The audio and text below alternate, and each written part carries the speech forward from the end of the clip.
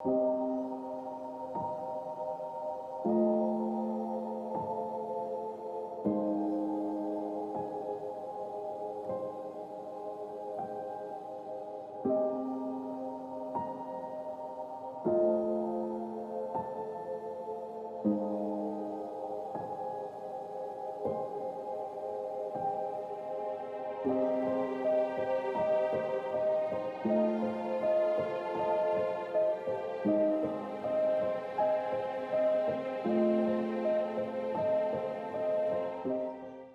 there, I'm Christine Zips again, and we are in part 2 with our conversation with the National Association for Children and Safe Technology, meeting here with co-founders Diane Hickey and Rachel Newmer.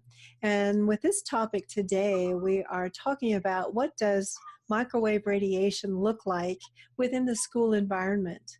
So we'll get started with Rachel and Diane. Can you tell us about, we'll go into a little bit greater in depth with what we covered in part 1 to kind of talk about more what does it look like in the school environment? What are we really dealing with here? This is a very unique situation, Chris. There's really nothing like it whatsoever.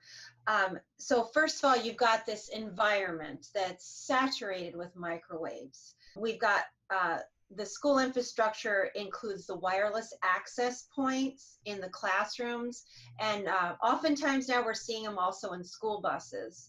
We've got wireless access in the home is now being promoted.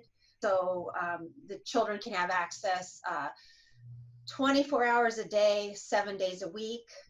The school environments are going completely wireless. It's very hard now to find a cabled computer anymore.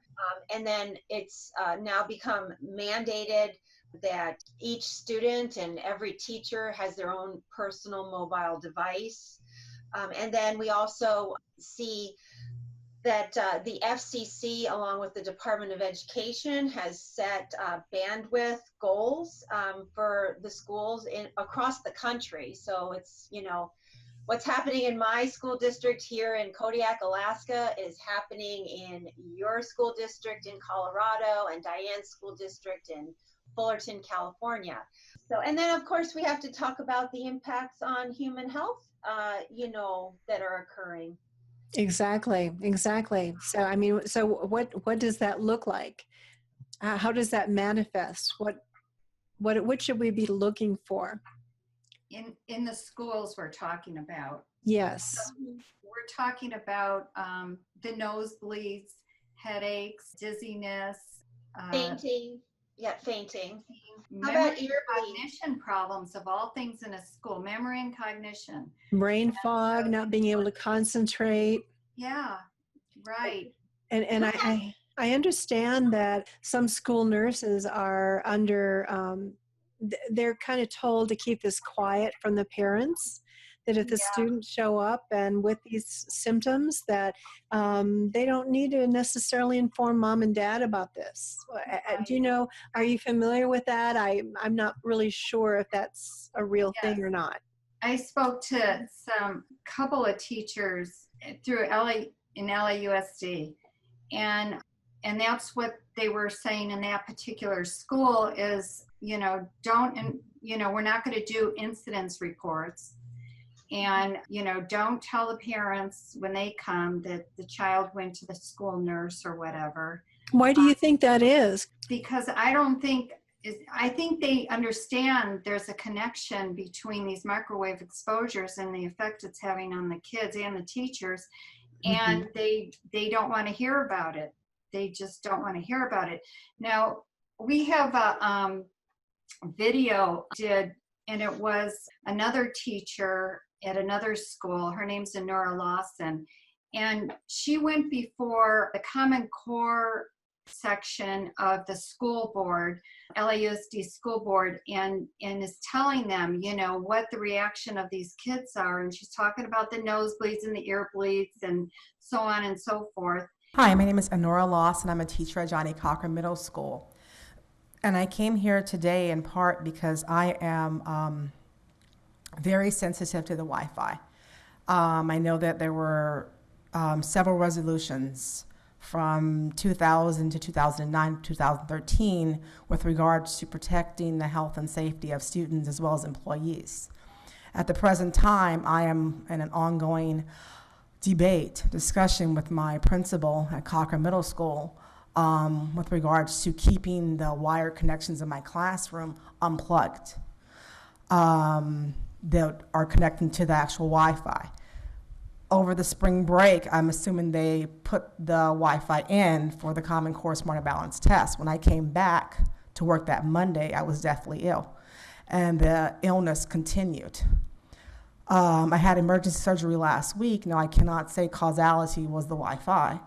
I passed out at school and had to be rushed to the hospital and had surgery that day. So, I have a doctor's note now clearly explaining why I had the symptoms that I had. And I have an appointment tomorrow with a heart doctor to also verify the Wi-Fi concerns. I was told by my doctor on Friday that individuals who have mercury in the mouth, such as myself, the mercury conducts the Wi-Fi and manifests differently in individuals like myself who have the mercury in my mouth. So as a result, I am more sensitive than most people. And the Wi-Fi doesn't happen immediately. The illness doesn't happen immediately.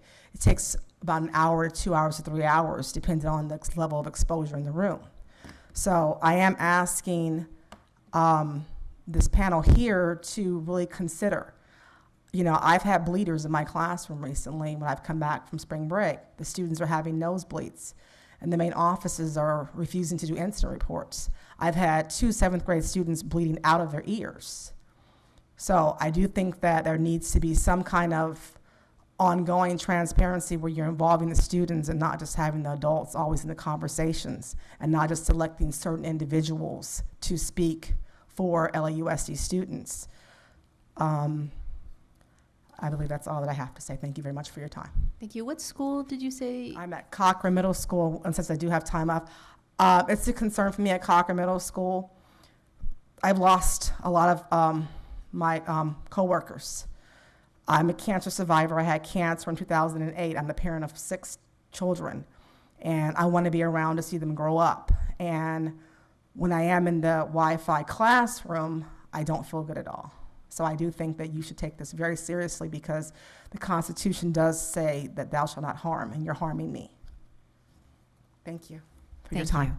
But what was not included in that video was the video of the kids getting up there out of this class, from the classroom. They went to the school board meeting and they testified and told them, hey, this is what we're experiencing. It was nausea, it was ear bleeds, or nosebleeds or whatever was going on.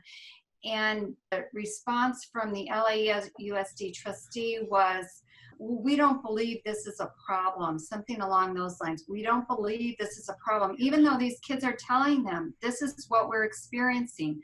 The officials were not in a position to hear what the truth was and to address that. It was denial of it. Mm-hmm. So, but two is there's, I've been told of incidences because I question what's going on in the schools. And when you can get a hold of a teacher who's going to be honest about it and understands what's going on, they'll tell you. And one teacher told me, yeah, I was with a group of another teachers and, I just casually asked, have you seen anything going on? My kids have been having nosebleeds.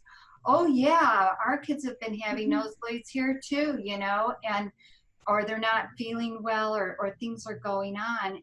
But it's just, the teacher's profession, their income's dependent on this job. And everybody's in between a rock and a hard spot. That's what's working against people opening up to understand really what the truth is about what's going on, is that, if they were to hear this, it makes it more difficult to stay in that situation. It's really... It does. And I can certainly understand that in one regard, but when people really realize who's paying the price for their being quiet, they're kind of turning a blind eye, that makes it such an important matter to get out there, to raise awareness. Yeah, I had a couple things I'd like to just share in closing, just a few things, but just that, simply we have these we have these outdated safety guidelines. They like to call them standards, but they're not really standards. They're literally guidelines that come from the FCC. And we don't, nobody's following them. Children are putting these devices up against their heads and up against their abdomens. Little, kindergartners, babies essentially are using these devices, and it's being imposed on them. There's no choice whatsoever, but they're not even following the outdated guidelines. And I tell you, it's not easy. There's no, it's not, like how on cigarette packages, they have to have the warning right on the package. Well, there's no warning labels right in your face to tell you as a parent or a teacher that this device emits microwave radiation, a known biohazard, and that the device should be kept at least 8 inches from the body. And you know what? I am just a mom. I shouldn't have to go digging around to find out. Standards are in place. What safety standards are there? And quite frankly, they're not standards. They're guidelines set by the FCC and what is it called? The Office of Engineering and Technology. They've got these 2 bulletins. One was published in August of 1997. That's the Bulletin 65. And then there's Bulletin 56 that came out in 1999. And that's where you find, like on page 10 and page 18 or 14 rather, that's where you find the information, the guidelines. They're just guidelines. And then here we have the kids in the classrooms using these devices. The FCC is not a health agency or anything. They have nothing to do with health. And so that's totally, disjointed there. I think that's such an excellent point to bring out, though, that these guidelines are being brought up from there's no one connected with health making up these guidelines, and it's all industry sponsored. Right. And another part is, we're saying, well, they're not even following the guidelines. But the thing is that those guidelines, we wouldn't want them to follow those guidelines because they're not protective of human health. Good point. How the devices are tested does not reflect in any way, shape, or form the age of the user, the size of the user, or the patterns of usage. And that has been brought up by the American Academy of Pediatrics in their letter to Congress in 2012 when they put together the Cell Phone Safety Right to Know Act. That strong point. Chris, I'd like to bring up the point that the way these devices have been tested in no way, shape, or form reflects the way these devices are being used, by whom, for their usage patterns, the age of the person using it. It's totally disconnected. And so that was brought up by the American Academy of Pediatrics in a letter that they wrote in 2012 to Representative Kucinich, who had put together the Cell Phone Safety Right to Know Act. So again, we're just totally carefree about this known biohazard that we're forcing children and teachers to use in the classroom setting all across the country. Excellent points. Given all this, and if you've looked at the history and if you've dug enough, delved into this enough, I came to the understanding that these organizations, agencies are incapable of offering us protection. They're just incapable of putting standards out that are protective of human health or the environment in general. They're just incapable because you can't have all this going on and, okay, well now we'll do it. Who would trust that? I wouldn't trust that, given all I know about how the very agencies who are entrusted and charged, and it's their mission to protect us, are not doing so. Yeah. And who knows why. And I'm thinking, usually I've always said that when something seems a little off, you just kind of reverse and follow the money trail back. And you usually find that there's money is causing that, and what's driving that. Telecom industry is such a strong force that just seems to be driving this. Yeah, Yeah, so and it gets people, back to if they were going to put together a new, if a new set of standards were going to be formulated, is there any agency that's capable of holding the public trust for doing it in a way that's responsible? I don't know.